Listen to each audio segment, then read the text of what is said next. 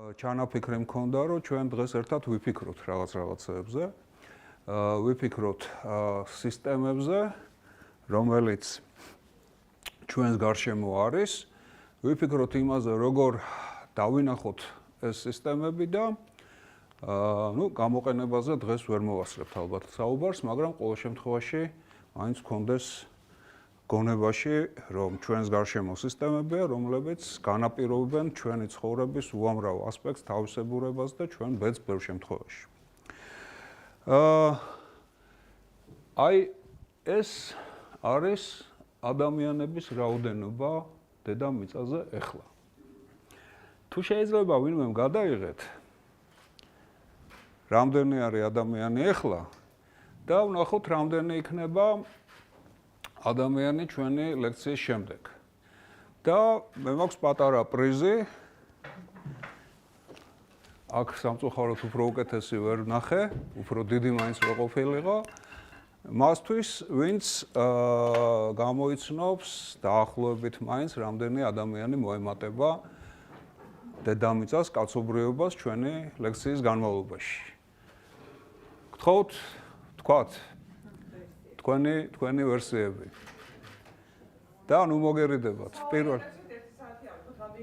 1 საათი და, რა ვიცი, რამდენიც დაგჭირდება, საათი და 20 წუთი თქვათ. ეგეც ზუსტით თუ იტყვით, კი ბატონო. ბრძანეთ, რამდენი იქნება?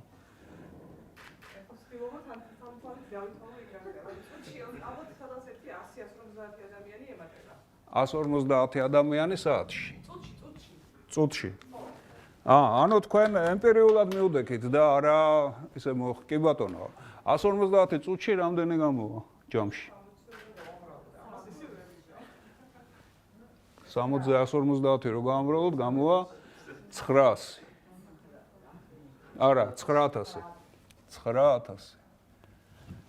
სხვა ალტერნატიული აზრი ვის აქვს? 12000 ეთანხმებით ამას. ხო? 5000. 3000. კაი, 4 ჩვენება გვაქვს. და ვნახოთ რამდენი ემატება. ეხლა რატომ მინდა ამაზე თქვენი ყურადღების გამახვილება? იმიტომ რომ ყველაზე მნიშვნელოვანი სისტემა ჩვენ გარშემო ეს არის დედამიწა, რომელსაც აქვს შეზღუდული რესურსები და სადაც იზრდება ხალხის რაოდენობა და შესაბამისად დატვირთვა ამ დედამიწაზე. ამიტომ სისტემური აზროვნების ერთ-ერთი მთავარი მოტივატორი ეს იყო შეეხედა დედამიწისთვის, როგორც ერთიანი სისტემისთვის და როგორ მოხდება დინამიკა იმისა, რომ მოსახლეობის რაოდენობა იზრდება, შესაბამისად იზრდება დედამიწაზე დაწოლა. ადამიანს რა ჭირდება? რომ დედამიწაზე იარსებოს. ხო? რა რესურსები ჭირდება? წყალი, ჰაერი, ძროხები, ქათმები, ენერგია.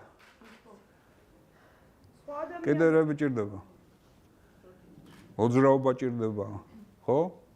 აი ეს ყველაფერი ეს რესურსები არის შეზღუდული.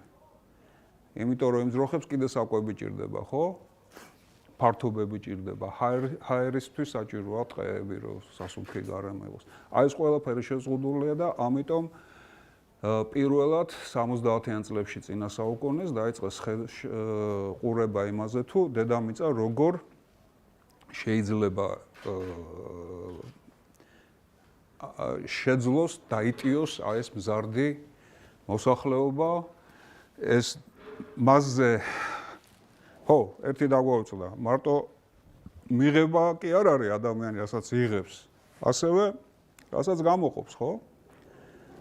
უამრავი პლასტიკი, უამრავი სხვადასხვანაირი დამაბინძურებელი ნივთიერება, ქიმიური ნივთიერებები, ნახშირორჟანგი, ეს ყველაფერი, ანუ იღებს კიდევაც ადამიანი და ასევე აბრუნებს დედამიწაზე, იღებს კარგ რამეს, აბრუნებს არც ისე კარგ რამეს, ხო? ამიტომ ეს ყველაფერი დედამიწაზე რო დაეტიოს, ამას ჭირდება სწორედ აი სისტემური ხედვა, რომელიც სწორედ ამ ამოცანის დანახვის შემდეგ ჩაისახა.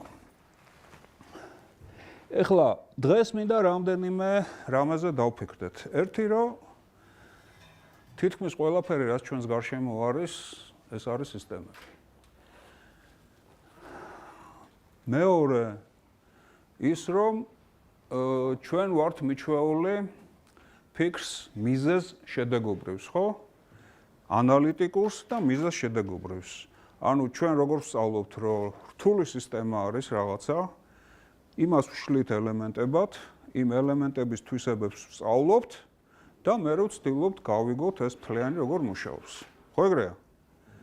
მაგალითად, ადამიანის სხეული მედიცინაში ცალკე სწავლობენ ღვიძლს და მის ფუნქციებს, ცალკე გულს და მის ფუნქციებს, სისხლძარღვების სისტემას და მიმოქცევას, ასე შემდეგ და მე ვცდილობენ აწყონ ადამიანის ორგანიზმის ფუნქციონირება. მაგრამ ეს არის ერთი ანალიტიკური მიდგომა, რომელიც სამწუხაროდ კი არ და რეალობა ის არის, რომ მთლიანად ორგანიზმს ვერ ასახავს და ესეთი დაშლით რაღაცების შესწავლა ყოველთვის არ გაძლევთ საბოლოო პასუხს. მიზეზიდან შედეგამდე მისვლა ეს არ არის საკმარისი, იმიტომ რომ ხშირად ის შედეგი მერე მიზეზზე მოქმედებს და ერთმანეთში შეკრული ციკლი წარმოიშვება. აი ეს არის სწორედ ერთ-ერთი სისტემური თავისებურება. და კიდევ ერთი რომ სისტემა არის მეტი ვიდრე მისი შემადგენელი ელემენტები. ეს ცნობილი იყო გამონათქვამი იყო რომ 1 და 1 არის 2, ხო? ამიტომ 2 რო გაიგო, 1 უნდა გაიგო და 1 უნდა გაიგო. ხო ეგრეა? მაგრამ თურმე უნდა გაიგო და რას ნიშნავს ასევე. იმ 1-ით და იმ 1-ით ის 2 როგორ იკვრება. აი, მარტივი სისტემა. აი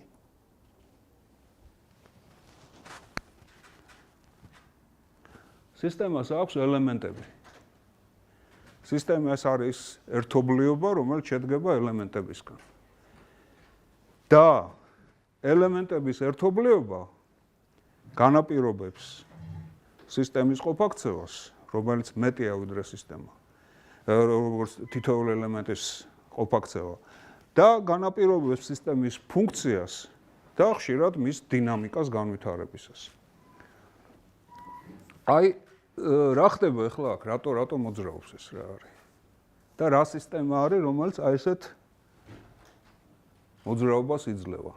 არ მაგნიტური ველია შექმნილი რაღაც არ არის აქ მაგნიტური ველი. მოხდია ხო? არც მოხდია რა. მექანიკური არა, ეხლა არ იმას გიზამთ რა ქვია, არ დაგაბრუნებთ რაღაც რთული ფიზიკური გარაფერი არ არის. უბრალოდ მექანიკური სისტემაა, ხო? რამდენი ელემენტია იმ სისტემაში, რომელიც ესეთ ყოფაქცევას იძლევა? რამდენი?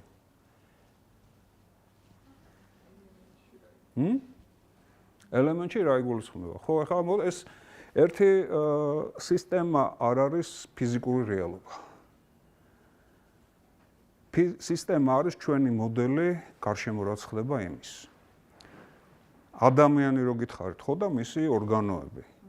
ღვიძლი ცალკე სისტემა არის თვითონ. ანუ იმის მიხედვით თქვენ რას შესწავლა გინდათ, სისტემა არის ჩვენ თავში და არა იქ სადღაც. ანუ სისტემა არის ჩვენი ხედვა რეალობისა. ამიტომ თქვენ შეგეძლიათ გადაწყვიტოთ, რას ჩათვლით ელემენტებად, იმისთვის რომ აი ესეთი ყოფაქცევა ახსნათ. რას ჩათვლით თქვენ ელემენტებად? ნუ ხა რა არის, რა შემადგენელი ნაწილებია? 2 ელემენტი. ეს 2 ელემენტი საკმარისია, რომ ესეთი ყოფაქცევა მოგცეს? ამ შემთხვევაში კი. კი. ეხლა რა დავდოთ? რატო არ იქცევა ისე ის? ჰა? ჩემი მოქმედება? ანუ რა მოქმედება გავაკეთე ახლა ესე იგი? მოშალეთ სისტემა. მოუშალე სისტემა. აი, აი ესე რო იდგა, რატო არ მოძრაობს? თქვათ რომ დავაყენო და გავაჩერო. ბიძგი არ მიეცი. ბიძგი არ მივეცი. აქ სამი ელემენტია. სინამდვილეში. ერთი აი ეს ზედა ელემენტი, მეორე საყრდენი და მესამე დედამიწა. რა? აი ამ სამის ურთიერთქმედება იძლევა სწორედ ასეთ სურათს. გაკვეთილი რაც მინდა აქედან გამოვიტანოთ, ეს არის რომ სისტემის ელემენტების დანახვა ხშირად დაფიქრებას საჭიროებს და შეიძლება ესე პირდაპირ არ ჩანდეს. ამიტომ, როდესაც რაღაც კონკრეტულ მოვლენას სწავლობთ და დაინახავთ გინდათ მის სისტემური ყოფა-ქცევა, ხო? კარგია და საჭიროა რომ ყველა ელემენტებს მიაქციოთ ყურადღება. მეორე, ამას აქვს რაღაც გითხარით რომ სისტემა იმითი გამოირჩევა, რომ იმას თავისებური ყოფა-ქცევა აქვს.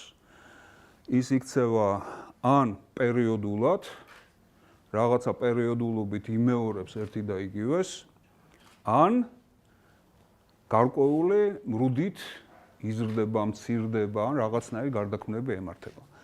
თუ სისტემა იცვლის ყოფა-ქცევის ფორმას, ეს ხშირად იმის მომასწავლებელია, რომ ერთი სისტემა ერთი მდგომარეობიდან სხვა სისტემაში გადავიდა. პერიოდულად რა იცვლება მაგალითად ჩვენ გარშემო? ბევრი შენობა შენდება და მწვანე გარემო მცირდება. ეგ პერიოდული არ არის, ეგ არის მიზანმიმართული. მიზანმიმართული, რა თქმა უნდა. პერიოდული არის, რაც მეორდება გარკვეულ პერიოდებში. სეზონები, ხო? სეზონები, ზამთარი, ზაფხული. რა არის? აი, მოდაზე მე ვილაპარაკებ. რა განაპირობებს აი ამ ცვლას? რა სისტემა არის? რა სისტემა არის, რომელიც ამას იწვევს? მზის სისტემა. და როგორ? როგორ? ხო. დედამიწა ბრუნავს და დედამიწა რო ბრუნავს, ამით დღე და ღამე იცვლება, მაგრამ ზამთარი და ზაფხული მაგის გამო არ იცვლება. დედამიწა ბრუნავს, დახრილი ღერძი აქვს და როდესაც აი ესე არის განლაგებული მზის მიმართ, მაშინ ჩრდილოეთ ნახევარსფეროში არის ზაფხული. რატო? იმიტომ რომ მზის სხივების დაცემა უფრო ის არის მარტი კუთხით ეცემა ზედაპირს, დედამიწის ზედაპირს და მეორე მხარეს, როდესაც არის, მაშინ არის ჩრდილოეთ ნახევარსფეროში აი ეს სისტემა და მართლა სისტემა არის მაჩვენებელი იმის რა ქვია და მიზეზი არის აი ესეთი ყოფა-ქცევის. ეხლა მოდით ნახოთ სხვა ყოფა-ქცევა. იცით ეს რაც კონდა ჩართული წამში 1-2 იმართებდა, ხო? აი ეს დაბადების რიცხვი. კი. დაბადების რიცხვიც იმატებდა და გარდაცვალების რიცხვიც იმატებდა, თუ შეატყობთ ეკა. ეგ მერე ვილაპარაკოთ, მაგაზე მერე ვილაპარაკებთ. აი, ეს არის დედამიწაზე ადამიანების რაოდენობის ზრდა. თუ შეხედავთ 800 წელი ჩვენი წელთაღრიცხვით 1000, 1200, 1400, 1600 დიდი არაფერი არ ხდება. მე-18 საუკუნე, ეს მე-18 საუკუნე დამთავრდა და მე-19 საუკუნემ დაიწყო ჯერ ერთი ტექნოლოგიური რევოლუცია და ხედავთ როგორი ზრდა არის. ესეთი ზრდა, ეს არის მახასიათებელი ზრდა, იმიტომ რომ რაღაც კანონით აი ესე სწრაფი ზრდა არის. მათემატიკაში ექსპონენციალური ზრდა გაგიგიათ ვინმეს? მაჩვენებლიანი ზრდა. მათემატიკოსებმა იციან რას ნიშნავს, ეს არის, როდესაც რაღაცა სიდიდე იცვლება ესეთნაირად, ეს არის a ხარისხად x, სადაც x არის ცვლადი. აი ესეთი კანონით თუ კი დააკვირდებით ამ ყოფა-ქცევას, ხო, შეგეძლიათ მიამგვანოთ, რომ აი ესეთი სწრაფი ზრდა, ეს არის ექსპონენციალური ზრდა. და ხედავთ მე-19 საუკუნის დასაწყისიდან, უბრალოდ აქედანაც ესე იყო, დაიწყო ექსპონენციალური ზრდა. რაც განაპირობა რა ხდება? რატომ შეიძლება იზრდებოდეს ადამიანების რაოდენობა დედამიწაზე? რისგან იზრდება ხალხის რაოდენობა? სიცოცხლის ხარისხობრივი წლები იმატებს იმის ხარჯზე, რომ იპოვეს გასაგები. ხომ არა, სიცოცხლის ხარისხობანი წლები არ არის. ადამიანს სიცოცხლებენ წამლების ხარჯზე და რეალურად აღარ გვხვდება. აღარ გვხვდება. ანუ ერთი მიზეზი არის სიკვდილიანობის შემცირება. ეგ არის ერთადერთი მიზეზი? სახელმწიფო პროგრამები მრავალშვილიანი ოჯახებისთვის და შეიძლება ეს არის ერთადერთი მიზეზი, მაგრამ შობადობის ზრდაც ხო არ არის მიზეზი. სხვათა შორის საინტერესო ის არის, შეიძლება შობადობა იგივე იყო და უბრალოდ იმის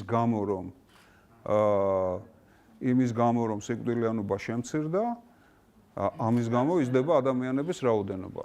საინტერესოა, მაგრამ დასკვნა რაც მინდა რომ გავაკეთოთ არის ის, რომ ერთი სიდიდის ზრდას ორი სხვადასხვა მიზეზი აქვს. ეს არის ან შობადობის ზრდა, შობადობის ერთ წულზე კი არა, თვითონ დაბადებების ზრდა არის და სიკვდილების შემცირება. რაც იძლევა ჯამური მოსახლეობის რაოდენობის ზრდას, ხო? თუ დაბადებების რაოდენობა იგივე დარჩება, მაშინ სიკვდილიანობის შემცირება გაზრდის მოსახლეობის რაოდენობას. თუ სიკვდილის რაოდენობა იგივე დარჩება, მაშინ დაბადებების ზრდა გაზრდის ისევ მოსახლეობის რაოდენობას. აი ეს არის ექსპონენციალური მრუდის მახასიათებელი მრუდი და მე ვნახავთ საიდან შეიძლება მოდიოდეს ესეთი ყოფაქცევა. ესეც არის გარკვეული სისტემური დამახასიათებელი ყოფაქცევა.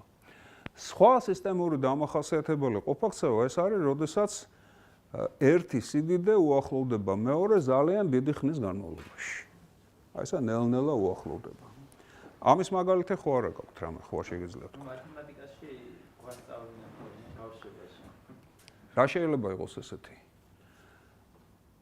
აი მაგალითად, როდესაც ყავის დალევა გვინდა. და რო დავისხამთ, ძალიან ცხელია, ხო? მე სწრაფად ხდება მისი გაცეება შედარებით ისეთ ტემპერატურამდე, მაგრამ შემდგომი გაციება უკვე ხდება ძალიან ნელა. და შეიძლება ძალიან საათის განმავლობაში არ გახდეს ოთახის ტემპერატურა. ნელ-ნელა მცირდება. ეს არის ექსპონენციალური მიახლოება, ეს არის ექსპონენციალური შემცირება. ესეც არის ერთ-ერთი სისტემური მახასიათებელი. ხო, და კიდე ერთი მნიშვნელოვანი ფაქტორი, რომელმაც გამოიწვია ეს ყველაფერი, არის ტექნოლოგიების, მედიცინის, კავშირგაბმულობის, ტრანსპორტის და მთლიანად ეკონომიკის ზრდა. ესე იგი, მე რომ დავიბადე დაახლოებით აი აქ. ადამიანების რაოდენობა იყო სადღაც 2.5 მილიარდი ადამიანი. და დღეს ახლა იქ რაც იყო 7.6-დია. ანუ სამჯერ და უფრო მეტად არის გაზრდილი ადამიანების რაოდენობა. და მე როცა დავიბადე, მაშინ არ იყო რა თქმა უნდა კომპიუტერი, მაგრამ არ იყო ასევე მობილური, არ იყო ინტერნეტი, ტელევიზია რამდენიმე იყო უბანში და ვიცოდით ვის ჰქონდა და ეს სხვანაირი მოწყობილობა იყო ვიდრე ახლა ვიცით. არ იყო ნანოტექნოლოგია, გენური ინჟინერია კოსმოსში, მერე გაფრინდნენ და ასე შემდეგ და ასე შემდეგ. ანუ აი ამ ერთი ცხოვრების, ჩემი ცხოვრების პერიოდში იმდენად შეიცვალა გარემო, რომ ფაქტიურად ეხლა რო ის ხალხი გააცოცხლო ვინც იმ პერიოდში მათთვის წარმოუდგენლად რთული იქნება აი ამ პირობებში ცხოვრება. ერთი მაგალითი იყო სხვათა შორის საბჭოთა კავშირის დროს ციმბირში აღმოაჩინეს ოჯახი, რომელიც იყო წასული 20-იან წლებში და აღმოაჩინეს 70-იან წლებში, იყო მამა და ორი ვაჟი და ერთი ქალიშვილი დარჩენილი და რომლებიც აი ამ მთელი პერიოდის განმავლობაში იზოლირებულად ცხოვრობდნენ ტაიგაში. და გადმოაფრინეს მერე ქალაქში, და ადაპტაციას ცდილობდნენ, ფსიქოლოგია და ყველანაირად რომ იმ გარემოში და ამ კაცს როდესაც კითხეს, რომ ყველაზე უფრო რამ გაგაკვირვაო, ყველაზე უფრო გავაკვირვა ცელოფანმა. შუშა არის და როგორ იჭმუჭნებაო. აი ეს ვერტფრენი, რომელთაც გადააფრენე, საერთოდ ვერ აღიქვა.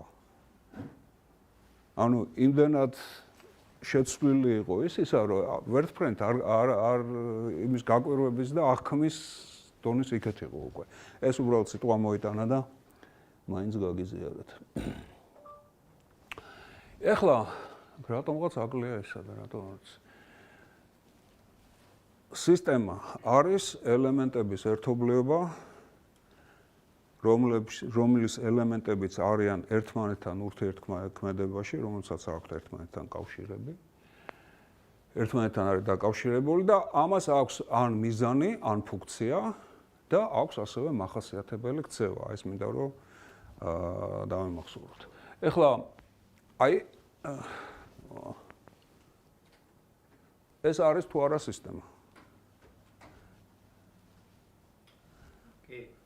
რატო? ეს უნდა იყოს ელემენტების ერთობლიობა, ელემენტების ერთობლიობა არის, რომლებიც არიან ერთმანეთთან დაკავშირებული. ყრია და ერთმანეთთან დაკავშირებული. როგორ გითხრათ ახლა, დაკავშირებული, რო გადადოთ რომელიმე იქეთ-აქეთ ან მოვაკლოთ, მოვამატოთ, რამე შეიძლება აქა? არაფერი არ შეიძლება. არც ფუნქცია ამას არ აქვს. ამიტომ ეს არის უბრალოდ გროვა, ეს არ არის სისტემა. აი ეს არის უკვე სისტემა. ოღონდ ყველაზე ისეთი შეიძლება ნაკლებ საინტერესო არადინამიური სისტემა. ეს სისტემა არის კედელი, რომლის ფუნქცია არსებობს, ხო? რა არის ფუნქცია კედლის?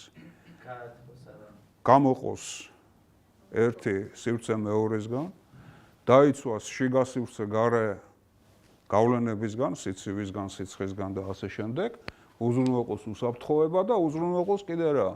სიმყარე იმისთვის, რომ შენობა აშენდეს, ხო? ანუ ეს არის უკვე შედარებით ოღონდ მარტივი სისტემა. აი ეს არის თუ არა სისტემა? ეს ახლა ფლატ კარგი მაგალითი არ არის, მაგრამ ეს არის კონგლომერატი. ეს არის შეკრული ერთობლიობების აი ესეთი გროვა, გაერთიანება. ეს არის კონგლომერატი, რომელიც არ არის სისტემა. და ეს მაგალითი მომყავს ხოლმე, როდესაც სოციალურ სისტემებზე ვლაპარაკობ, მაგალითად ჩვენ საზოგადოებაზე. რო შეადაროთ სიმყარე ამისი და ამისი, რომელია უფრო მყარი? აქ, იმიტომ რომ ეს არის დაკავშირებული ერთმანეთთან შედუღაბებული, ხო, და უფრო მტკიცე სისტემაა. აქ ეს არის ასეთი არამტკიცე, ადვილად დაშლადი სისტემა. და იმის მიხედვით თუ საზოგადოება როგორ იქცევა ასე თუ ასე, ხო? აი ეს არის სისტემურობის ერთ-ერთი მაგალითი. მარტო კედელი კი არ შეიძლება იყოს, არამედ მთელი საზოგადოება, ან გუნდი, კარგი მიზნით ან ცუდი მიზნით შეკრული, მაგას არ აქვს მნიშვნელობა, ხო? ანუ აი ესეთი სისტემური განსხვავება შემდეგ განაპირობებს იმას, თუ ეს სისტემა რამდენად წარმატებული ან წარუმატებელი არის სხვა გარემო პირობების მიმართ. კლიმატური სისტემა, ну ეს არის წყლის სისტემა მაგალითად. ესეც არის პერიოდული ყოფაქცევის სისტემა. იმის გამო, რომ დედამიწა ბრუნავს, ზეანათებს და ასე შემდეგ, ხდება წყლის აურთქლება, შემდეგ გადატანა მთებისკენ, შემდეგ წვიმად ან თოვლად დედამიწაზე დაბრუნება და შემდეგ აი ეს მდინარეები, რომლებიც ჩვენ ასე ვამაყობთ, რომ ენერგეტიკული მდინარეები გვაქვს და ასე შემდეგ, შემდეგ ის ჩამოდის, ისე უბრუნდება ოკეანეს და აი ეს მუდმივი ციკლი მოქმედებს. ესეც არის ესეთი კლიმატური სისტემა. აი და კიდე მოდით სხვა სისტემების მაგალითები ვნახოთ და რა თავისებურებები აქვთ. პირველი ეს არის მეტი ვიდრე მისი ელემენტების ერთობლიობა. აი ეს იგავარაკი იცით, ხო? როდესაც ქალაქი აგრა იყო, მე მგონი, იქ სპილო მოიყვანა, ბრმების ქალაქი იყო და როდესაც სპილო მოიყვანეს, ბრმები გაიქცნენ სანახავად, თუ ეს სპილო რა იყო და სხვადასხვა რამეს ამბობდნენ. ერთი ამბობდა, რომ ეს არის როგორც ყარისვეტი, მეორე ამბობდა, რომ ეს არის როგორც ნოხი, მესამე ამბობდა, რომ ეს არის როგორც თოკი მეოთხე ამბობდა, რომ ეს არის როგორც შლანგი და ასე შემდეგ, მაგრამ ერთიანი სურათი არც ერთს არ ქონდა. ეს იგავარაკი ამბობს იმას, რომ ბევრი რამ ჩვენს გარშემო, ხო, ერთი ამბობდა, რომ შუბივით არის, ვინც ეშვის ბოლო ნახა, ხო? ბევრი რამე ჩვენს გარშემო არის ერთობლიობა იმ ელემენტებისა, რომელსაც ჩვენ ცალ-ცალკე ვხედავთ. და ამიტომ მას აქვს სხვა ფუნქციები, რომელიც შეიძლება ელემენტების ფუნქციებიდან ვერ დავინახოთ. ფეხბურთის გუნდი. ეს უკვე რაგბის გუნდია ჩვენი, რომელიც ახლა ჩემპიონები გახდნენ, ხო? რაგბის გუნდი. რა ელემენტებისგან შედგება ეს სისტემა? აუ თქვათ. გზანეთ? მოთამაშეები. კიდე? წვრთნელი. კიდე? კოლაბორაციული მუშაობა ერთად, ანუ წესების და სხვადასხვა წესები იმისი თუ როგორ უნდა რა? აკეთოს აქ. რა საქმე? როგორ უნდა ითამაშო? და ანუ თამაშის წესები. კიდე რისი წესები? საერთო მიზანი. მიზანი. აი მიზანი არის მაგალითი არამატერიალური ელემენტისა სისტემაში. თუ მიზანი ბოდიში არა, მიზანი ცოტა სხვანაირად გავიგე ხა. მიზანი არის ხოლმე შემართება მიზნისკენ, ხო? მიზანი ყველა გუნდს ერთი აქვს, დაახლოებით. ხო? არა, შეიძლება ერთი არ კონდეს. აი ფეხბურთის სისტემაში ჩანს ეს განსაკუთრებით რა. თამაშის მოგება მიზანი თუ ტრანსფერით ფულის მოგება არის მიზანი, იმის მიხედვით სხვადასხვანაირი შედეგები გვაქვს, ხო? ელემენტები ერთი და იგივეა. ხო, მოთამაშეები, მწვრთნელი და ასე შემდეგ. მაგრამ მიზნის განსხვავება იძლევა სულ სხვადასხვა შედეგებს, მაგალითად იგივე თამაშის თვალსაზრისით, ხო? და შინაგანი, ასე ვთქვათ, სიამაყის, გუნდურობის, აი ამ თვალსაზრისებით. როდესაც თამაშის მოგება არის მიზანი, მაშინ ის გუნდი არის შეკრული და აი ამ მიზანზეა მომართული, ხო? როდესაც ტრანსფერით ფულის მოგების ან სადმე გადასვლის მიზანია, მაშინ იქ თითოეული ცდილობს, რომ თავი გამოიჩინოს, რომ აი რაღაც უფრო ისე ლამაზად დაარტყას ან რაღაც ესეთი ხო ეგრეა. ხო? ამიტომ აი ეს მიზანი ძალიან მნიშვნელოვნად განაპირობებს სისტემის ყოფაქცევას. აქ ამაქვს ახლა ენერგეტიკულ სისტემაზე მოდით თავს არ შეგაწყენთ, ადამიანი, რომელიც თვითონ არის ბევრი სისტემის ერთობლიობა სისტემა.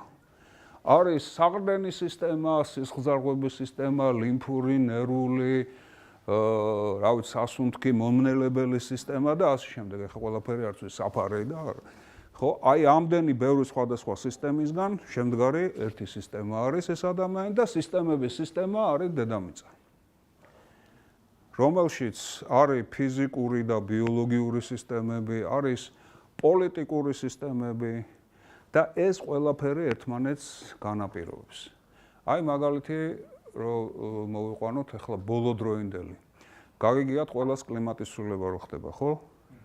რომლის მიზეზი, როგორც მეცნიერები ამბობენ, არის ნახშირორჟანგების გაფრქვევა და მთელმა კაცობრიობამ თუ არ იმუშავა იმისთვის, რომ შეამცირეს ეს გაფრქვევები, ყველას საქმე იქნება ძალიან ცუდად, იმიტომ რომ კლიმატი შეიცვლება, გაიზრდება ექსტრემალური მოვლენები, ტემპერატურები, ქარიშხლები, ოკეანის დონე აიწევა და ასე შემდეგ და ასე შემდეგ უამრავი რამ შეიძლება ცუდი მოხდეს.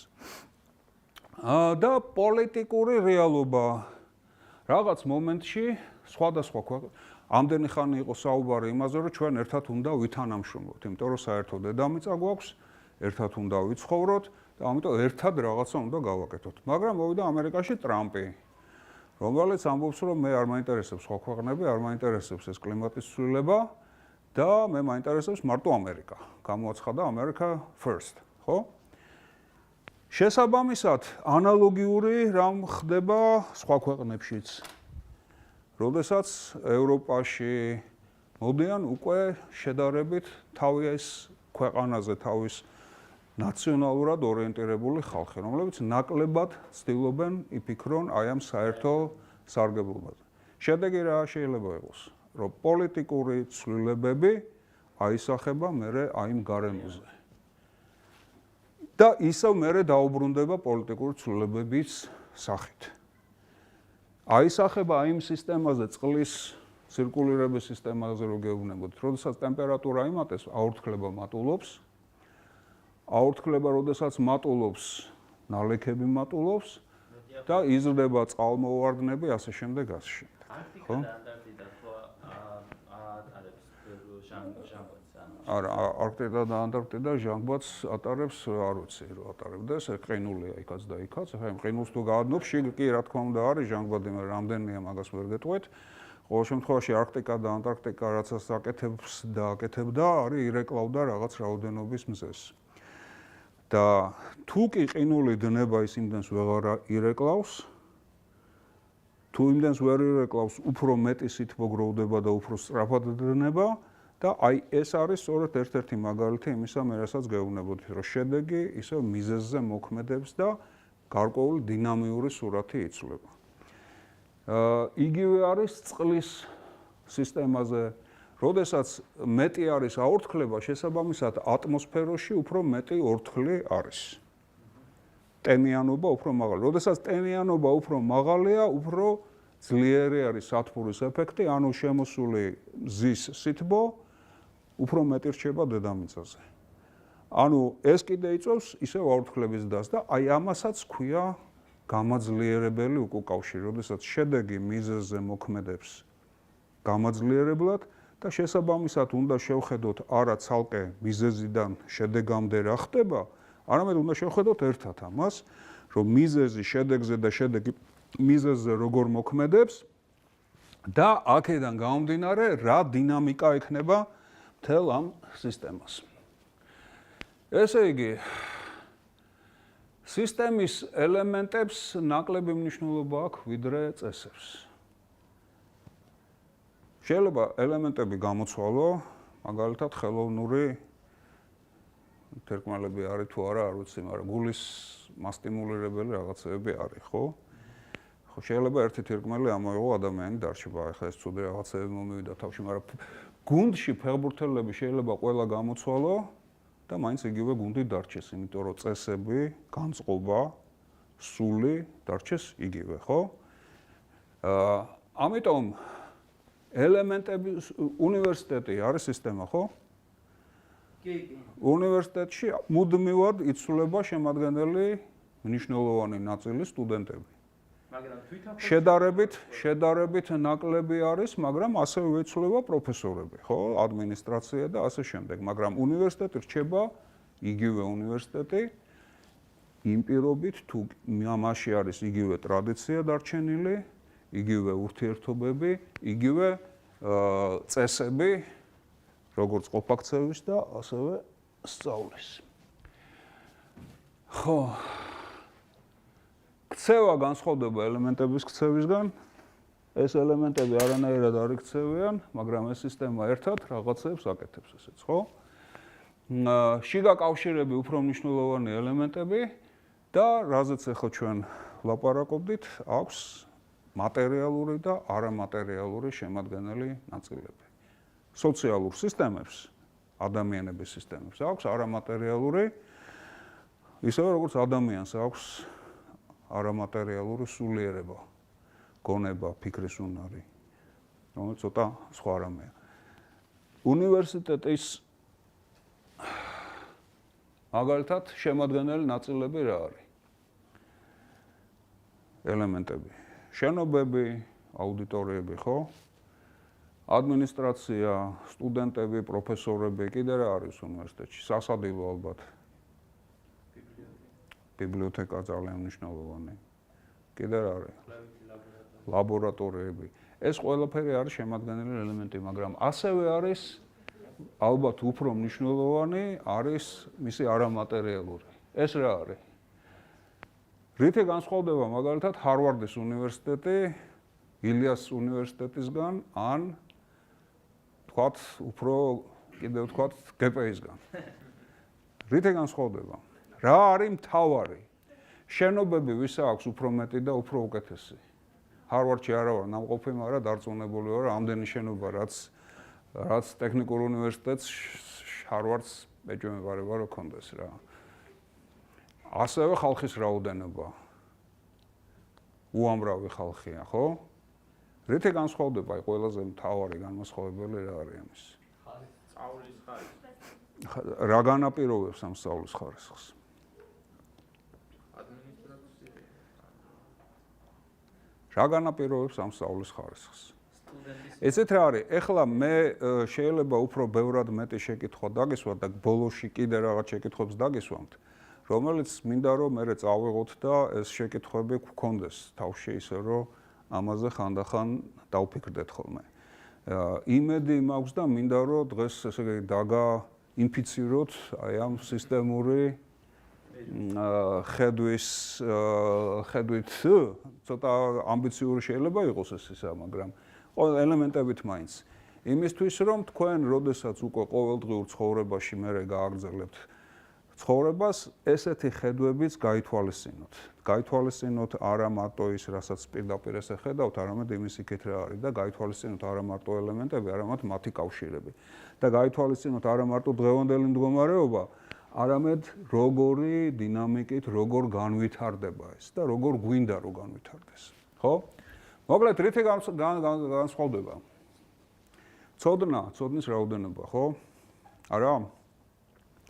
ჰარვარდის პროფესორების ცოდნა რო დააჯამო და თქვათ ჩვენი უნივერსიტეტის პროფესორების ცოდნა რო დააჯამო. მე მეშინია რომ ჰარვარდის რა თქმა უნდა შესაბამის მიმართულებებზე რა ახლა შეიძლება უამრავი მიმართულება ქონდეს და იქ ცოტა რაღაცა შეკრებო, მაგრამ ცალ-ცალკე მიმართულებებზე რო დააჯამო, მე მეშინია რომ ჰარვარდს ექნება ალბათ მეტი ხარისხობრივი და რაოდენობრივი ცოდნა, უფრო მეტი სიღრმის და უფრო მეტი ინფორმაციის. ხო? ანუ მანდ ორი რამეა, არის ერთი რამდენი ფაქტები იცი და მეორე რამდენად კარგად იცი ამ ფაქტების კიდე ერთმანეთთან დაკავშირების უნარი როგორი გაქვს. კვლევები ალბათ პუბლიკაციების რაოდენობა იქ მეტი, ანუ ხალხი მარტო ცოდნა სტატიკა კი არა, ამ ცოდნის შექმნის სიჩქარე. კვლევები ეს არის ცოდნის შექმნა, ხო? ახალი ინფორმაციის შექმნა. ალბათ ჰარვარდი, MIT მაგალითად, მოდი ახლა თუ ტექნოლოგიურ უნივერსიტეტებს ვადარებთ, მასაჩუსეტის ტექნოლოგიური ინსტიტუტი არის ერთ-ერთი წამყვანი მსოფლიოში, ხო? და ჩვენი ამოცანა რა უნდა იყოს, რომ აი ამ საუკეთესო მაგალითებს დავუახლოვდეთ, იმიტომ რომ აი ეს ცოდნა და სამყაროს ხედვა არის მთავარი იარაღი. ადამიანი ცხოველთა სამყაროს გამოეყო იმითი, რომ გააცნობიერა გარემო, დააგროვა ცოდნა და გამოიყენა თავის სასიკეთოდ. და ეს უფრო და უფრო მნიშვნელოვანი ხდება მერე კაცობრიობრივ რაც ვითარდება. კიდე ალბათ აი ამითი არის, ხო? დისციპლინა. იქ ალბათ ცოტა სხვანაირად ხდება, ლექტორი ალბათ ზუსტად დროზე მიდის, ხო? სტუდენტები თუ მიდიან, ალბათ ისინი დროზე მიდიან. თუ მიდიან შეიძლება ცოტა სხვანაირად და სხვა მიზნებით მიდიან და სხვანაირად იქცევიან, ხო? და აი ეს არის ერთ-ერთი კიდე მთავარი რაც უნდა გავითვალისწინოთ. იგივე ისევე როგორც ფეხბურთის გუნდში, ერთ-ერთი მთავარი ელემენტი ეს არის სიამაყე. და წიგნს, რომელსაც ახლა ვთარგმნეთ, რომლის შესახებადაც გეტყვით, იქ ერთ-ერთი ეს პუნქტი წერია და ძალიან აი მომწონს ესა, რომ ერთ-ერთი მთავარი შემადგენელი არის სიამაყე უნივერსიტეტის. მაგრამ ეს არა მარტო უნივერსიტეტის, ეს არის საზოგადოების, ქვეყნის. სიამაყე განაპირობებს ძალიან ბევრ რამეს, როგორ იქცევიან ადამიანები იმ გარემოში, რომელსაც ეს სიამაყე აქვს.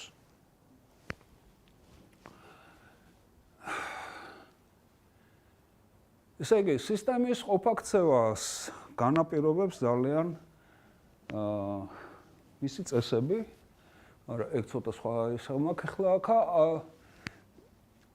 აი შეხედულება იმაზე მაგალითად თუ რატომ ხდება ადამიანი ავად. იმიტომ რომ ვირუსი მოერევა და რატო ერევა ვირუსი? რატო ხდება ძირითადად გაცივება ავად გახდომა? იმიტომ რომ ვირუსები ყოველთვის არის, ხო? ხო. ორგანიზმი, ანუ ორი რამეა, ანუ შენ თვითონ სუსტად, როდესაც ხარ, მაშინ გერევა ის ვირუსი, ხო? ანუ აი ეს არ არის, ანუ მიზეზი, რასაც ჩვეულებრივ მიჩვეულობ, აი ვირუსი შემეყარა და აღარ გახდი, ხო? ეს ერთი მიზეზია, მაგრამ მეორე მიზეზია შენ როგორ დახვდი იმ ვირუსს. ამიტომ ეს არის ერთ-ერთი მაგალითი ამ სისტემური ხედვისა. ან მეორე ამოცანა არის ასევე სისტემური ამოცანა, როგორ ვითარდება ეპიდემიები. ეპიდემიები როგორ ვითარდება, რამდენიმე ადამიანს აქვს ვირუსი, მერე გადაცემს რამდენიმე ადამიანს, ის სხვას გადაცემს, ესენი მანამდე მორჩებიან და ვირუსი მრავლდება, სანამ აქვს ეს ასე ვთქვათ, საკვებით გავრცელების არეალი, ადამიანების რაოდენობა, რომლებიც ერთმანეთს ახლოს ხვდებიან, შესაბამისად გადაცემის შესაძლებლობა არის უფრო მაღალ ალბათურია გადაცემა და სანამ აი ეს არის ეპიდემია იზრდება.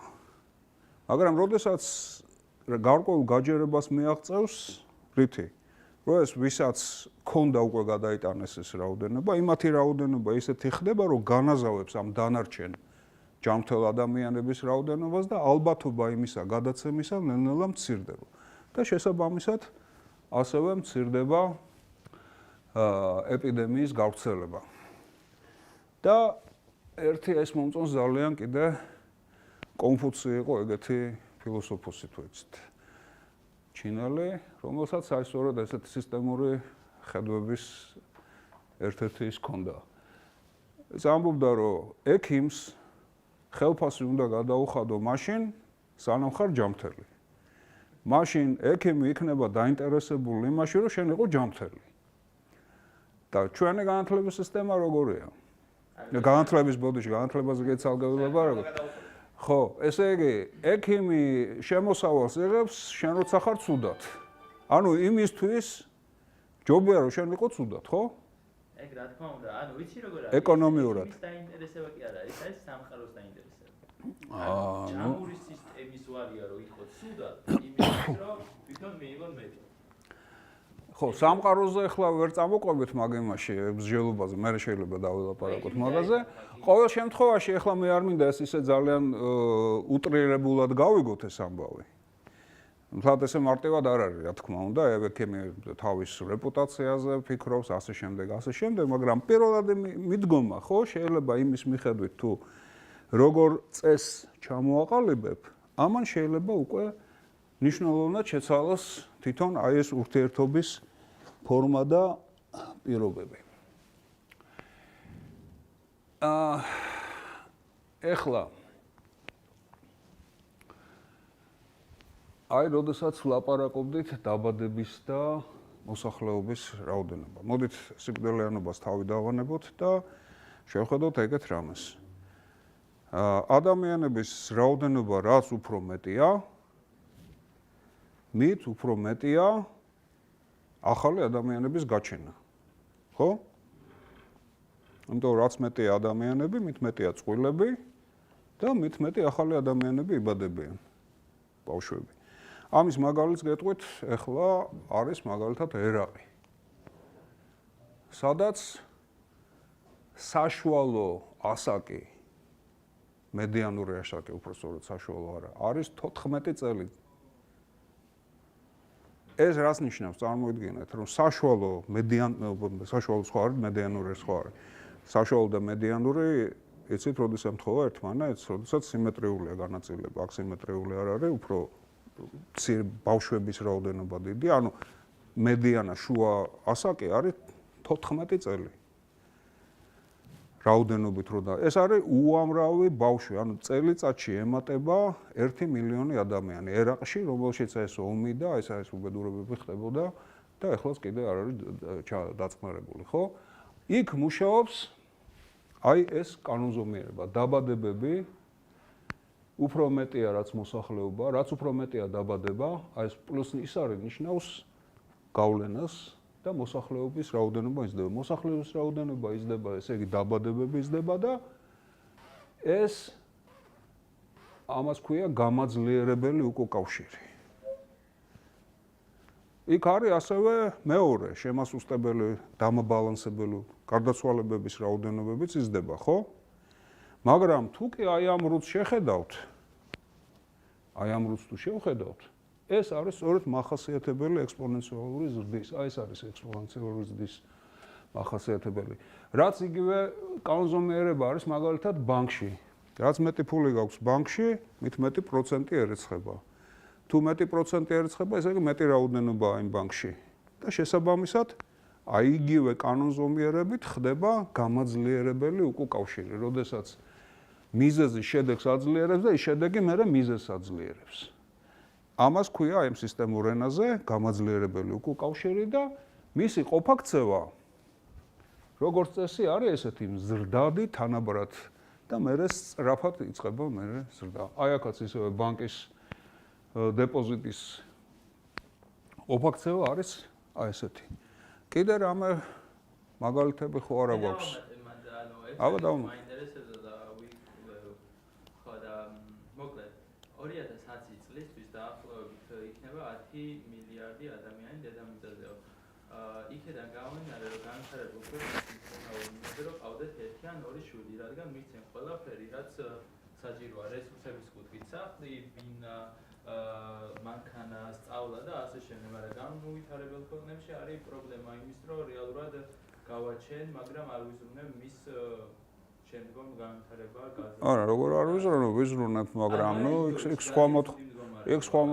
ხო. დასკვნა რა არის, მაქედან რა არის, ეს თქვა გინდოდა. რეალურად თუ ინფორმირებული საზოგადოება გახდება უფრო მეტი, შემცირდება ესეთი კატასტროფული ზრდა. ანუ განათლება და განვითარება ცუდად მოქმედებს გამრავლებაზე, ხო? რაც მართლა ესეა. რეალურად ეგრეა. კარგად მოქმედებს სიცოცხლის ხანგრძლივობაზე, მაგრამ ცუდად მოქმედებს გამრავლების სისწრაფეზე, იმიტომ რომ ხალხი ცდილობს, რომ ის იგივე, ასე ვთქვათ, იგივე ცხოვრების დონე შეუნარჩუნოს შვილს, რაზეც თვითონ არის და ეს ბევრად უფრო მეტ დანახარჯებს მოითხოვს. ეს სხვათა შორის საინტერესო, ვიდრე მცირე იმითი, რა ქვია, დაბალ დონეზე, არც ისე დამატებით დანახარჯს იმას არ მოითხოვს და ეს არის ერთ-ერთი მაგალითი. მადლობა, კარგი მაგალითი იყო ნამდვილად. განათლებულს მარტო არა, მაღალი განვითარების დონის. თორე ყველაზე განათლებული შეიძლება სოკრატე იყო, რომელიც ცხოვრობდა იმაში, რა ქვია, კასრში და შეიძლება იმის ნაირი სოკრატეს ადვილი გასაჩენი არ იქნებოდა, მაგრამ ისეთივე ცხოვრების პირობებისთვის შედარებით ადვილი იქნებოდა, თქვათ, ისა. განათლება იმდენად არა, რამდენადაც განათლება სულ სხვა რამეა და ცხოვრების დონე ცოტა სხვა რამეა. რამდენი გაუნათლებელია, რომელიც ძალიან კარგად ცხოვრობს, ხო, მაგრამ შვილი ასევე უნდა რომ კარგად ცხოვრობდეს მისივე დონეზე. და შვილს რო გააჩენს, მაგალითად, ამას თუ ყავს პორში, ნუ რაღაცა ხნის მერე, ეხა შვილისთვისაც უნდა პორში, ხო და ნუ ორი პორში ბევრად მეტი იმ ერთი პორშით შეიძლება 20 სხვა რაღაცა ან 200 ველოსიპედი იყიდო იგივე ინდოეთში, ხო და იქ თუ ერთი ველოსიპედი ქონდა, აი მეორე ველოსიპედის ყიდვა უფრო ბევრად ნაკლებ საზოგადოებრივ დანახარჯს მოითხოვს ვიდრე პორშის. ხო, აი ეს მეორე, რაზეც გეუბნებოდით, ყავა ტემპერატურა 100 გრადუსია და აი ესე ნელა იკლებს. ოღონდ აქ რა ხდება? აქ არის სხვანაირი უკავშირი, რომელიც ერთმანეთს უფრო აბალანსებს. რაც უფრო მეტია ტემპერატურა თავიდან, მით უფრო სწრაფია გაციება. და გაციება არის დამოკიდებული ტემპერატურათა სხვაობაზე, ხო? ყავისა და ოთახის ტემპერატურა რაც უფრო მეტად განსხვავდება, მის უფრო სწრაფად ცივდება ეს.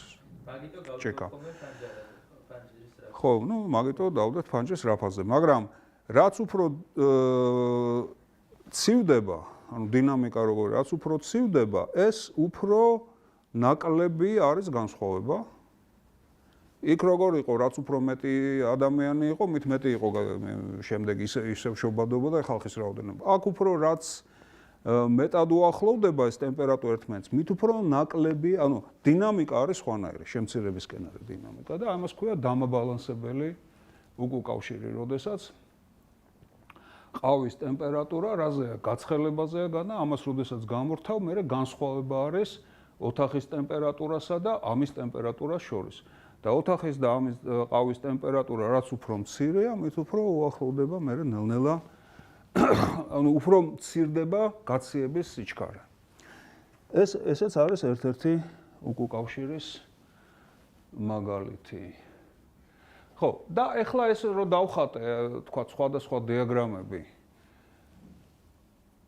უამრავი ჩვენი გარშემო რეალობა შეიძლება აღწეროთ ასეთი დიაგრამებით, ამას ქვია სისტემური დიაგრამები. და ეს შეიძლება იყოს ყველაფერი, რაც შეიძლება გავზომოთ.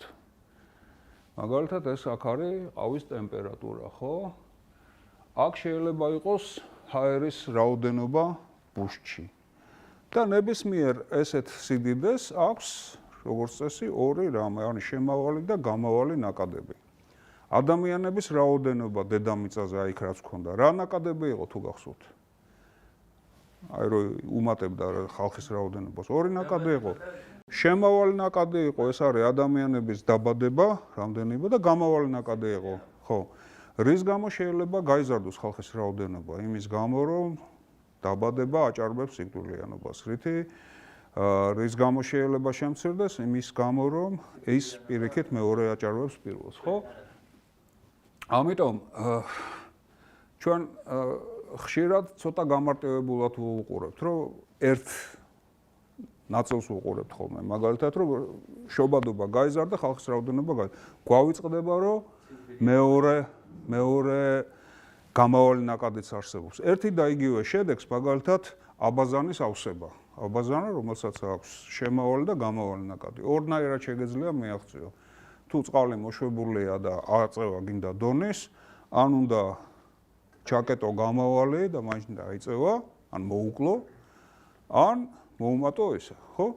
ხშირად, ძალიან ხშირად გვავიწყდება ყოველდღიურ ცხოვრებაში, რომ ესეთი რამე არის და აი ესეც მინდა რომ დაიმახსოვროთ რა, როდესაც რაღაცა გინდათ რომ გაიზარდოს, მოემატოს, ხო? მიაქცეთ ყურადღება, რომ ეგ შეიძლება იყოს ორი საშუალებით მიღწეული ეს, რომ დაემატოს უფრო მეტი, ან ნაკლები მოაკლდეს. ამის ერთ-ერთი ახლა ისეთი მაგალითი არის ენერგოეფექტურობა, გაგიგიათ? ხო? ჩვენ ვიძახით, რომ ჩვენ ქვეყანაში გვიჭირს ენერგია ბოლო ხანებში განსაკუთრებით, ძალიან დიდი იმპორტი გვაქვს ელექტროენერგიის და ამის შედეგი რა არის, რომ ჩვენი მთავრობა და სახელმწიფო ამბობს, რომ ჩვენ უნდა ავაშენოთ უფრო მეტი ჰესები. ხო, და არის ატეხელი ერთი ამბავი. ბატონო? რეალურად ესეა, ბევრი ჰესები უნდა ავაშენოთ, მაგრამ ასევე გვავიწყდება მეორე რამ, რომ იგივე შედეგს შეიძლება მივაღწიოთ დიდწილად, არა მთლიანად შეიძლება, მაგრამ ამ ენერგიის დაზოგვით. ეხლა ჩვენ რო ზევით ვიყავით, ეს იყო ენერგიის ფლანგვა იქ. იმიტომ რომ ღია ჰაერზე სიცივეში უნდა გაგვეთბო ჩვენი თავი, იმით რომ ბევრი ენერგია მოგვეხმარა. შინაგანად ეს ცოტა მაწუხებდა სიმართლე რო გითხრათ. იმიტომ რომ ენერგეტიკაში ვმუშაობ მაინც და როცა აი ამ ფლანგვას ვუყურებ, მაინც და მაინც არ მომწონს ხოლმე, მაგრამ პოლიტიკაში ეს ჯერჯერობით ჩვენთან არ არის მისული. აი ეს არის ერთ-ერთი მაგალითი, როდესაც შედეგს შეიძლება მიაღწიო არა მიწოდების ზრდით, არამედ მოხმარების შემცირებით და შედეგი შეიძლება უფრო ეკონომიურადაც მომგებიანი გამოვიდეს. აი ეგ გავიგე, მაგრამ ესეთ სისტემური შედეგი რომ დაზოგო ენერგია სად შეიძლება გამოიყენოს ადამიანთა უმრავლესობამ? ვერ გავიგე შეკითხვა, აბა გამიმეორეთ. აი ეს მაგალითი გასაგებია, მაგრამ ადამიანთა უმრავლესობამ რეიდი შეიძლება დაზოგოს. უამრავი რამ. აი მაგალითს გეტყვით. როგორ დავზოგოთ საზოგადოებრივი სიკეთე, მაგალითად, ჩვენ გვაქვს ვიხდით ფულს ნაგვის გატანაში, ხო? ხო რა? რა შევიხდით ფულს, რომ მანქანა მოდის, იქ ბენზინი ისხმება, ეს ხალხი მიმოშვება და პრესავენ ნაგავს და რაც ჩაეტევა მანქანაში, ის მიაქვთ. აი მე გეტყვით, როგორ დაზოგოთ ის ბენზინი, რომელიც იმ მანქანაშია. ბოთლი რო გექნებათ, პლასტიკის ბოთლი და რო გადააგდებთ, იმას მოუშვით ცოტა სახურავი. რატო? უფრო კარგი ჰა? უფრო კარგად შეიკვეცე. უფრო ადვილად დაიპრესება და იმ მანქანაში ბევრი ჩაეტევა. ამიტომ იმ მანქანას ორჯერ მოსვლა კი არ დაჭირდება. დაჭირდება ერთხელ მოსვლა. ანალოგიურად თქვენი პარკები დაზოგეთ, მაგალითად, ჰაერს რო ჩააგდებთ, თქვათ, იმის რძის პაკეტს, ხო? და დაკეცეთ და ისე ჩააგდეთ. ან კარდონის ყოლოფები დაკეცეთ და ისე ჩააგდეთ. ან თქვენ დროსაც დაზოგავთ და ნაკლებად მოგიწევთ წასვლა სპეციალურად გადასაგდებად, ხო? აი ძალიან მარტივი მაგალითებია. დაზოგვით, როგორ შეიძლება რაღაცები დაზოგო. ხო, მე ის ბენზინი ის არის ასევე გაფრქვევების დაზოგვა, ანუ ატმოსფეროში ნაკლები CO2 გაიფრქვევა და ასე შემდეგ. ნაკლები მანქანები დაგჭირდება ესეთი ქალაქში. ანუ თუ კი ჩვენ ცოტათი უფრო შორს და აი სისტემურად შევხედავთ, ბევრი რაღაცის გაკეთება შეგვიძლია ძალიან, რაც ისე შეიძლება ერთი შეხედვით არ ჩანდეს. ხო, აი ეს იყო მაგალითი დადებითი უკავშირის, მაგრამ არის უარყოფითი უკავშირის მაგალითი, ასევე ეს უკავშირი იძლეოდა ესეთ ექსპონენციალური ზრდის სურათს, ხო? აქ არის სხვა მაგალითი, როდესაც მსხვერპლია და მტაცებელი. მაგალითად მგლები და ირმები. რაც თუ გაიზრდება მგლების რაოდენობა, შემცირდება ირმების რაოდენობა. თუ გაიზრდება ირმების რაოდენობა, გაიზრდება მგლების რაოდენობა. ჯამში ეს სისტემა, ეს უკავშირი. აი აქ არის პლუსი და მინუსი, იმიტომ უწერია. ხედავთ, აქ იყო პლუსი და პლუსი გამოვიდა პლუსი, გამაძლიერებელი კავშირია. ეს კიდე დამაბალანსებელია და რატოა დამაბალანსებელია, ვინ მეტყვის? ანუ ერთმანეთს იყენებენ. ერთმანეთს იყენებენ. აქაც რა მოსახლეობა და დაბადება ერთმანეთს აძლიერებს. სანიტარებს და ხო. აი ეს სისტემა როგორ მოიქცევა? ერთ თქვათ ტერიტორიაზე ცხოვრობენ მგლები და ირმები. როგორ მოიქცევა ეს სისტემა? თუ მტაცებლების რა გამრავლდნენ მგლები? არა, ვერ გამრავლდნენ. გამრავლდნენ, როგორ არა, გამრავლდნენ. გეუბნებით რომ გამრავლდნენ. არა, ანუ თუ გამრავლდნენ, ესე იგი ირმები შეჭამეს და მეტ ირმებს შეჭამენ, ხო? ამ ირმებს რო შეჭამენ, მე რა მოხდება? დარჩებიან მარტო ეხა ერთმანეთს ეგენი არ ჭამენ ალბათ. ანუ საკვების გარეშე დარჩებიან და ანუ ეს სისტემა თავის თავს აბალანსებს. ეს არის ეკოლოგიური სისტემების ერთ-ერთი ყველაზე დამახასიათებელი.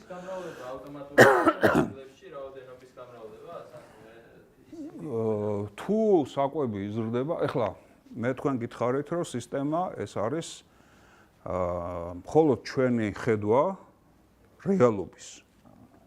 და ჩვენი ხედვა როგორც იძულებით არის გამარტივებული. იმიტომ რომ სისტემა მაგალითად გულღვიძლის არის მთელი უამრავი სხვა რაღაცეების უკავშირებიდან ამოგლეჯილად ცალკე განვიხილავთ, ხო? აქაც ვუყურებთ მოდელს უფრო. თუ სხვა გარე ფაქტორებზე არა გვაქვს ახლა აქცენტი აღებული, აი ეს ორი ფაქტორი ერთმანეთზე აი ესე მოქმედებს. და აი ნახავთ შედეგად რა გამოდის. ჭკვიანები არა, ეს არის ბუნებარი ესე მოწყობილი. აი შეხედეთ, ეს არის უკვე გათვლების შედეგი, როდესაც აი ესეთი სისტემა არსებობს ირმების და მგლების, თუ როგორ იქცევა საბოლოოდ ეს ორივე ერთად. ხედავთ, რაღაც პერიოდში ირმები მცირდება, იმიტომ რომ მგლების რაოდენობა გაიზარდა. მაქსიმუმს მიაღწია, მგლები მოიცნო პირიქით ხო არ მეშლება, ხო? მგლებმა მაქსიმუმს მიაღწია და ირმები კიდე აგრძელებენ ზრდას, მაგრამ წამოვლენ მერე ქვევით. სიმართლე მოგითხრათ, არ მომწონს მე ეს გრაფიკი, რაღაც წანაცვლებულია, მაგრამ სურათი არის ამის მსგავსი, ზუსტად, იმიტომ რომ როდესაც მოდეთ აბა აქ შევხედოთ. არა, აქ ეს არ მომწონს, იმიტომ რომ უყურეთ, ესენი იზრდებიან პირიქით. ხო, მაშინ სწორია. კი, იმიტომ არ მომეწონა, რომ ეს პირიქით ჩავთვალე რა და. ხო, მაშინ რაც უფრო ბევრია ირმები, გლების გამრავლება იმ პერიოდში ბევრად უფრო სწრაფად ხდება. საკვები ბევრია და ადვილად მრავლდებიან. შემდეგ ესენი რომ გამრავლდებიან რაღაც დონეზე, აი ეს ამ პერიოდში ჯერ ესენი რომ მრავლდებიან, ამათი რაოდენობა უკვე კლებულობს. როდესაც კლებულობს და ეს წამოვა ისეთ კრიტიკულ ქვევითი მნიშვნელზე, რომ უკვე მგლებზე იწყება ზეგავლენა. და ამიტომ თქვენ შეიძლება ეს სისტემა ნახავთ აი ამ პერიოდში. და თქვათ, რომ აუ, რა ცოტა მგლებია, ბევრი ირმებია, რა კაია. ხო? მაგრამ თუ იმას დაუკვირდებით, რომ ეს მხოლოდ დღევანდელი კვეთა არის იმ რეალობისა, რომელიც აი ესე დინამიურად იცვლება, ხო? მაშინ თუ კი აი სისტემურად შეხედავთ და დაინახავთ, რომ ეს არ არის მარტო დღევანდელი მდგომა, მაგრამ დინამიკაში და მომავალის განვითარების სურათის დანახვად მოგინდებათ, დაინახავთ, რომ აი ეს უბრალოდ თქვენ ამ მომენტში შეხედეთ. თორე აქ დინამიკა ისე ვითარდება, მე ეს შემცირდება, ეს გაიზრდება და ასე შემდეგ და ასე შემდეგ. ასევე ანალოგიურად ხდება ეპიდემიები. ანალოგიურად ხდება რაღაც იმაში, რა ქვია, ეკოლოგიურ სისტემებში, სხვადასხვა ურთიერთდამოკიდებული სახეობების რაოდენობების ცვალებადობა. და ეს არის წიგნი, რომელსაც ჩვენ ახლა ვთარგმნით და იმედი გვაქვს, რომ შემოდგომაზე გვექნება ქართულად. თუ მანამდე წაიკითხავთ, ხო, ძალიან კარგი, ამას ქვია Thinking in Systems. არის საკმაოდ მარტივი წიგნი, ადვილი გასაგები, ბევრი სურათები მე ამ წიგნიდან მაქვს ამოღებული და დაგეხმარებათ, რომ ასეთი ხედვა გაგიჩნდეთ. და ასეთი ხედვა თუ გაგიჩნდებათ, დამერწმუნეთ, ცოტათი წინ იქნებით მათზე, ვისაც ესეთი ხედვა ჯერჯერობით არ აქვს და კარგია მაინც რომ გქონდეს. ხო, აი ეს არის ახლა უბრალოდ ისე ერთად მოვიტანე სურათები არის. აი კაცობრიობის გამრავლება, ხედავთ რა სურათს იძლევა, ეს არის, ინდოეთი, პაკისტანი, ესეთი ადგილია, იმაზე გითხარით, რა ქვია. აი ეს არის გარემოზე მოქმედება, როდესაც აი ამდენი ჭაბურღილებს ნავთობი ამაოქვთ. ეს არის ტყეების განადგურება, ეს არის უამრავი ნარჩენები. ანუ ადამიანი იღებს ერთის მხრივ და გამოყოფს მეორეს მხრივ. ადამიანმა რო იარსებოს, ერთიც სჭირდება და მეორეც სჭირდება, ადგილი სჭირდება, სად უნდა განათავსოს. ოკეანეს უკვე ძალიან შეზღუდული აქვს ამის შესაძლებლობა. ამიტომ მოსაფიქრებელია ახალი გზები, როგორ დაწვა არ შეიძლება, იმიტომ რომ ეს არის ატმოსფეროში ნახშირორჟანგის გაფრქვევა და სწორედ ეს არის სისტემური პრობლემა, როდესაც მეტი გაფრქვევა იწვევს ისევ იმის, რა ქვია, სათბურის ეფექტს, რომელიც იწვევს კლიმატის ცვლილებას და შესაბამისად უფრო მეტ ხარჯს. კლიმატის ცვლილება იწვევს კაცობრიობისგან მეტი ხარჯის გაწევას. რატო? იმიტომ რომ თუ იქნება უფრო ექსტრემალური ტემპერატურები. შესაბამისად, ჩვენი სახლები უნდა უფრო დათმუნებული, ეფექტური უნდა იყოს. თუ იქნება მეტი ქარიშხლები, მაშინ ჩვენი სახურავები უნდა იყოს ბევრად უფრო მტკიცე, მაგარი და ასე ამას მეტი ხარჯი ჭირდება. ხო? თუ იქნება გაუდაბნოვება, ჩვენ ნაკლები საკვები გვექნება. ამიტომ უფრო მეტი უნდა ვხარჯოთ სოფლის მეურნეობაზე, მეტი უნდა ვხარჯოთ მორწყვაზე და ასე შემდეგ. ანუ ეს კლიმატის ცვლილება რაც უფრო მეტად გამოვლინდება, მით მეტი ხარჯია ტექნოლოგიურიც მათ შორის, ანუ მეტი აქაც არის გამაძლიერებელი კავშირი. იმიტომ რომ რაც უფრო ცხელა, მეტი კონდიცირება გჭირდება, რაც მეტი კონდიცირება გჭირდება, მით უფრო მეტი ენერგია გჭირდება. რაც მეტი ენერგია, მით მეტია გაფრქვევა და ის გაფრქვევა მერე უკან ისევ მეტ სითბოს იწვევს. ამიტომ აი უამრავი ესეთი უკავშირი არის და გაერომ დიდი ხნის ყველა ქვეყნის ლიდერების და ყველა ქვეყნის ექსპერტების თანამშრომლობის შედეგად მიიღო ესეთი მდგრადი განვითარების მიზნები, რომელიც სწორედ ამ სისტემური ხედვებით არის ჩამოყალიბებული და თუ გაეროს ვებსაიტზე შეხვალთ, იქ თავშივე წერია, რომ დღევანდელი ჩვენს კაცობრიობის გამოწვევები მოითხოვს სისტემურ ხედვებს, ერთიან მიდგომას, რომელიც საშუალებას მიცემს, რომ კაცობრიობა განვითარდეს და არ დააზარალოს ისე დედამიწა, რომ მერე ჩვენ შვილებს და ჩვენ შვილიშვილებს საცხოვრებელი გარემო არ გქონდეთ. და უყურეთ, 17 მიზანია, რომელიც ყველა ასპექტს უყურებს განვითარებისა. მათ შორის სიღარიბე არ უნდა იყოს. შეიძლება ამან უშველოს ნაწილობრივ აი იმას, რაზეც ჩვენ ვლაპარაკობდით, რომ გამრავლება ესეთი სწრაფი. თუ არ იქნება სიღარიბე და შესაბამისად იქნება ისეთი ცხოვრების დონე, როგორც მაგალითად შვედეთში. შვედეთში ახლა გამრავლების ისა, მე მგონი უარყოფითია პირიქით. ხო? შეიძლება ნაწილობრივ ამან უშველოს. არა შიმშილს. ეს არის ერთ-ერთი ძირითადი მოთხოვნა.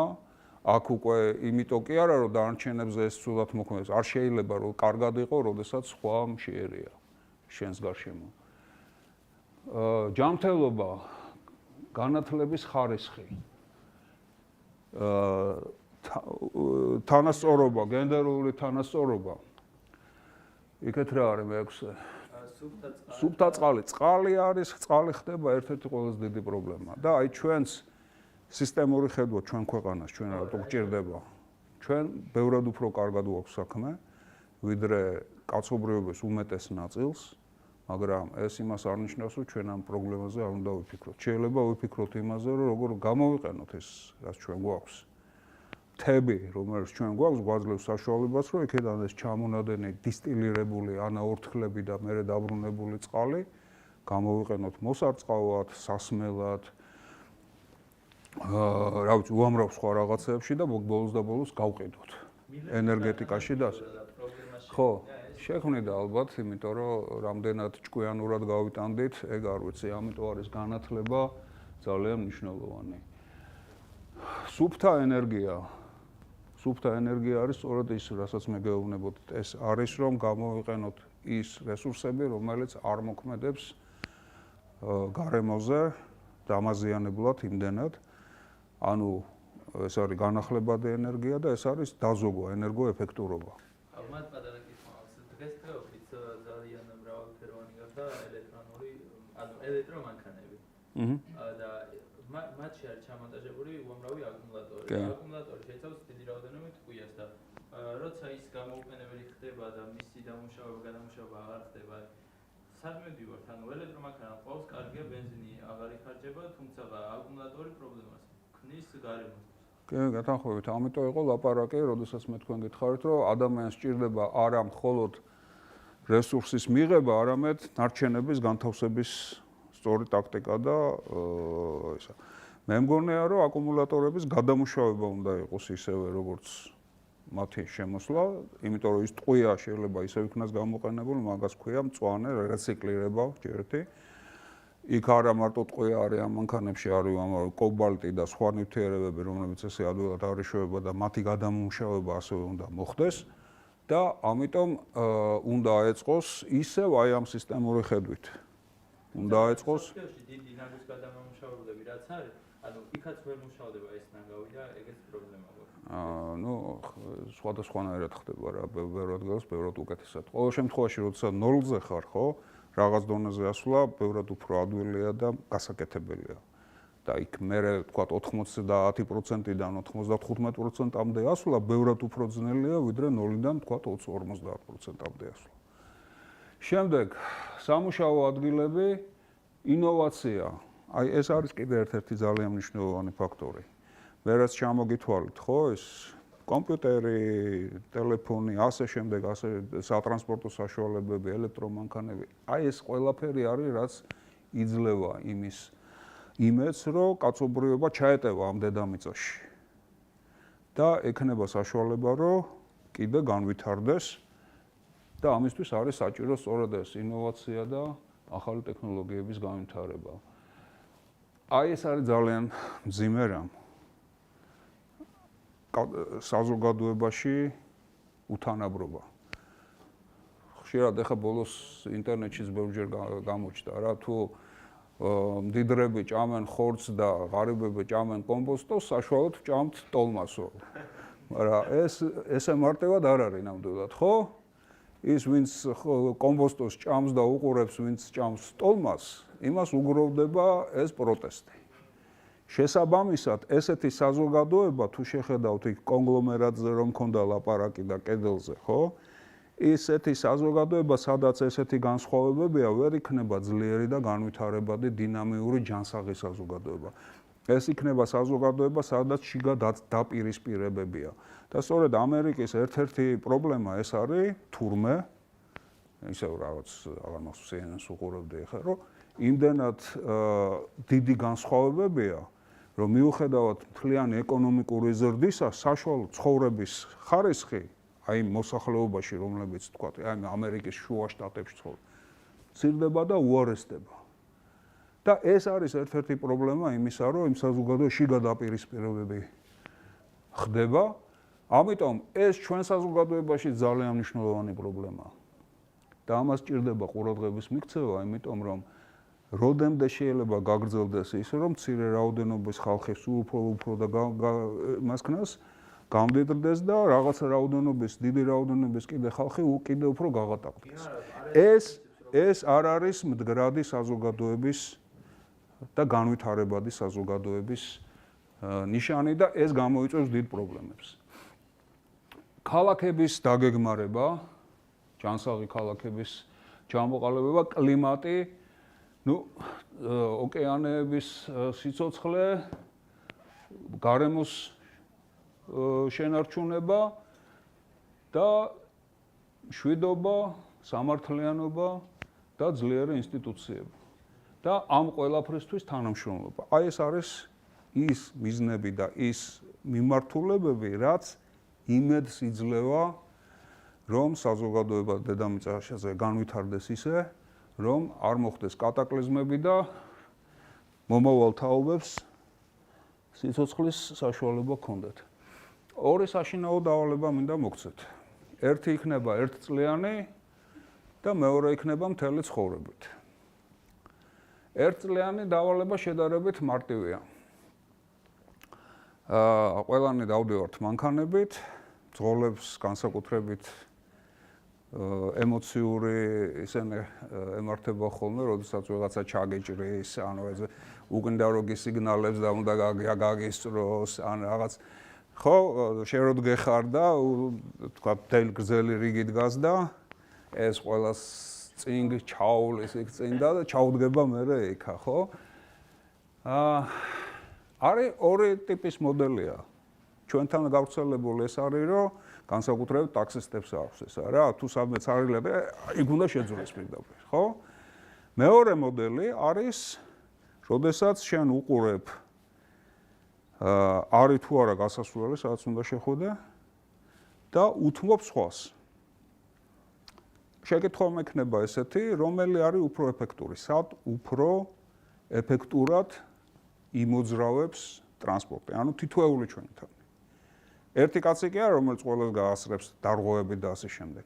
აი ყველანი ერთად როგორი წესით უფრო სწრაფად ვივლით ამ ქალაქში. გაითვალისწინეთ, რომ ტრანსპორტი ეს არის სისტემა. ამ სისტემაში მარტო მანქანები კი არ არის. არის შუქნიშნები, ესეც გაითვალისწინეთ. როდესაც მანქანას აი აქ რო გაასწრებ, ხო? ძალიან ბევრ გასს რო დააწვევი და რო გაჩერდები შემდეგ შუქნიშანზე, ხო? ის მერე მოგორდება ნელა. და რამდენჯერ მინახავს ეგეთი რამე, რომ აი განსაკუთრებით გამოცდილმა ხალხმა, ვინც იცის აი ამ გზის ესა, ხო? ახალგაზრდა გავარდება და გაუსწრებს თან უხარია რაღაცა ასიგნალებს მე უკნიდან როგე მეჩქარება. ეს მერე მიგორდება ნელა, შემდეგ აი იმასაც ერთად განან და ასე შემდეგ, ხო? ხო, მაგრამ დავალება სხვა არის. ორი განწყობა შეადარეთ ერთმანეთს. ერთი, როდესაც მე უთმობ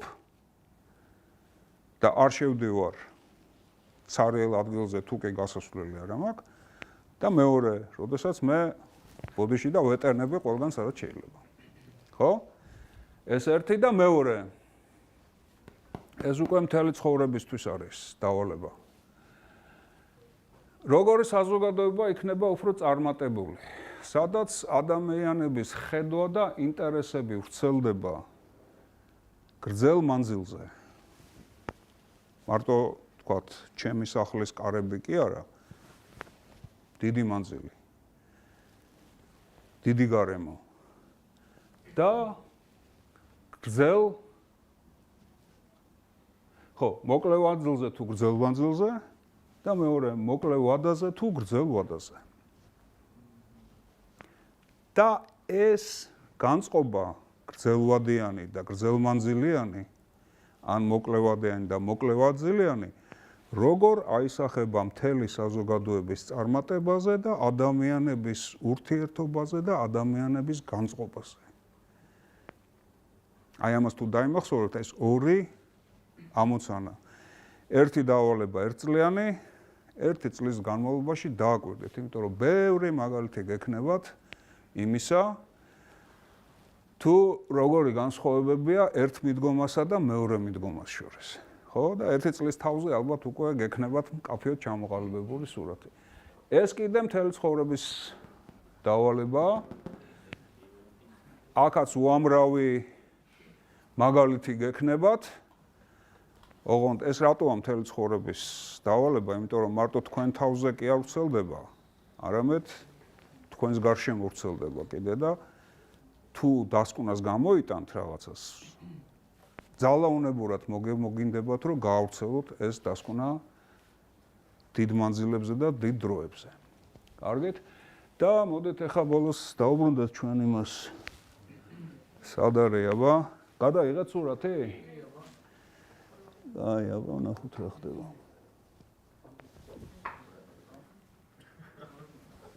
აბა, ნახოთ როგორ არის ჩვენი საქმე. აჰა. რამდენი იყო? ჰა? 12000-ით მოიმატა. მაშინ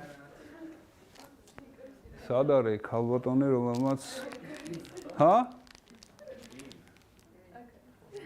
თქვენ ხართ 12? კი ბატონო, აი ბატონო.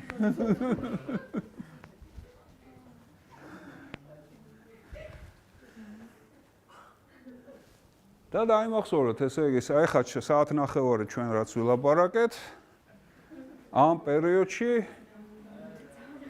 კი არ დაიბადა, კაცობრიობას მოემატა 12000 ადამიანი. დღეღამეში ემატება რამდენ 12000 უნდა გავამრავლოთ 24-ზე. არა 24-ზე არა, ბოდიში. ესე იგი 8000 უნდა გავამრავლოთ 24-ზე. ეს არის დაახლოებით 200,000 ადამიანი. ეს არის ორი სტადიონი დინამოსი გავსებული მთლიანად. ხო? ყოველ დღე. და ამ ხალხს სჭირდება ადგილი, სჭირდება რესურსი, სჭირდება განთავსების ადგილი, დასვენების ადგილი და ასე შემდეგ. შეგეძლიათ არ იფიქროთ, ეს უკვე აი იმ დავალების მიხედვით გადაწყვეტეთ, რომელიც მთელი ცხოვრებისთვის მოგეცეთ.